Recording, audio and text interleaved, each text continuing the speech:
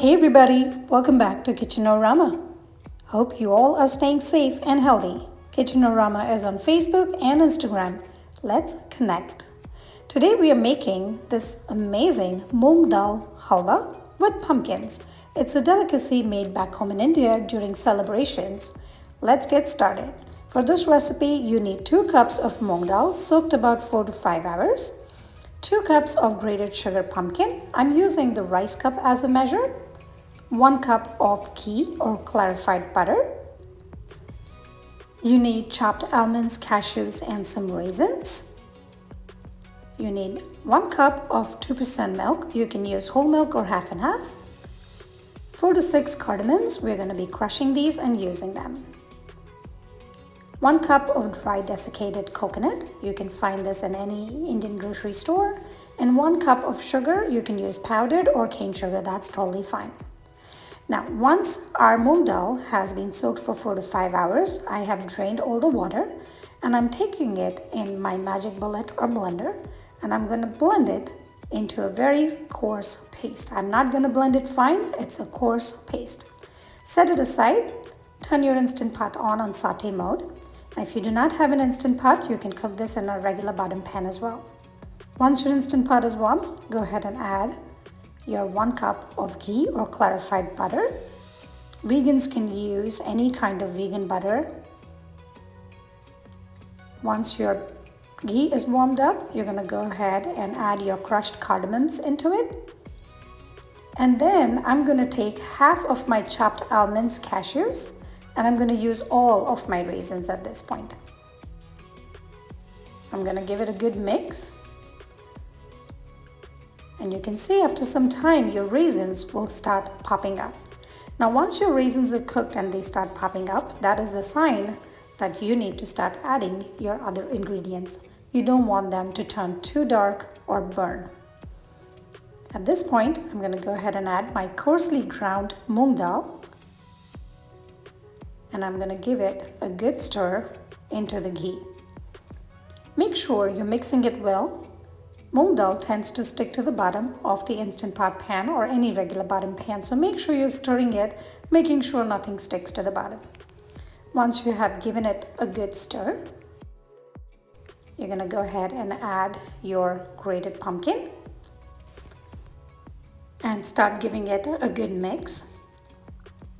One of the key things that you need to do while you're making this halwa is making sure that you're stirring. It is a little exhausting of a process, but the outcomes are absolutely delicious. Go ahead and give it a good stir. As you can see that the halwa will tend to stick to the bottom, and this will change soon. Once you have mixed everything well together, now I'm adding my 1 cup of sugar. Because I have used sugar pumpkins, the fruit or pumpkin is already sweet and that requires less sugar. And you're going to give it a good stir. And as you can see, as the sugar dissolves in your moong dal and pumpkin mix, it starts becoming a little loose and a little runny. There. Go ahead and give it a good stir and a good mix.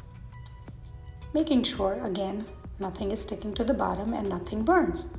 Once that is done, I'm adding 1 cup of milk in there and I'm going to give everything a good, nice mix.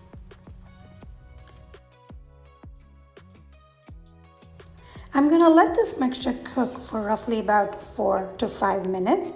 This is also a good time to check for sweetness. If you need to add some extra sugar, you can do that. And I'm adding roughly about 1/4 teaspoon of salt. Now the salt enhances the sweetness of your dish and you definitely want to add that. Some people also add a little bit of black pepper powder. That's completely optional. As you can see, after 4 to 5 minutes, my halwa is starting to come together. It's not very runny.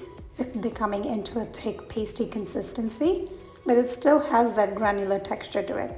At this point, I'm adding my dry desiccated coconut and giving it a good mix and making sure again everything combines, nothing sticks to the side or the bottom of the pan, and trust me, the mixing is almost done.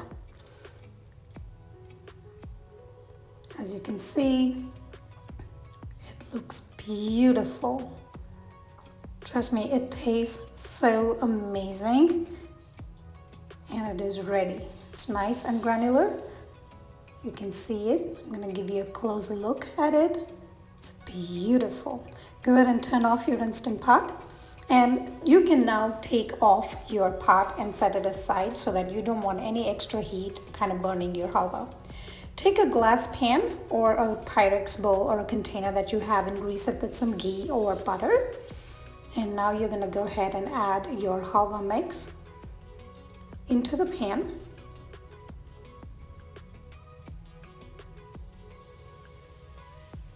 And then with the same spatula or spoon, go ahead and spread it out evenly.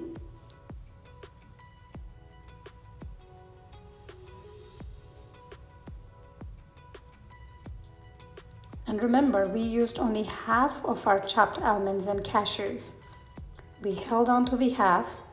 We're going to be using them right now.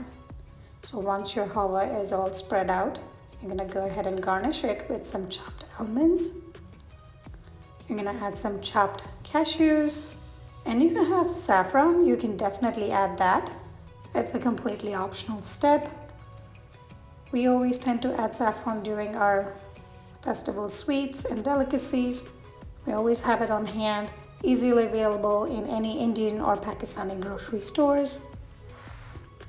And I'm gonna go ahead and sprinkle it.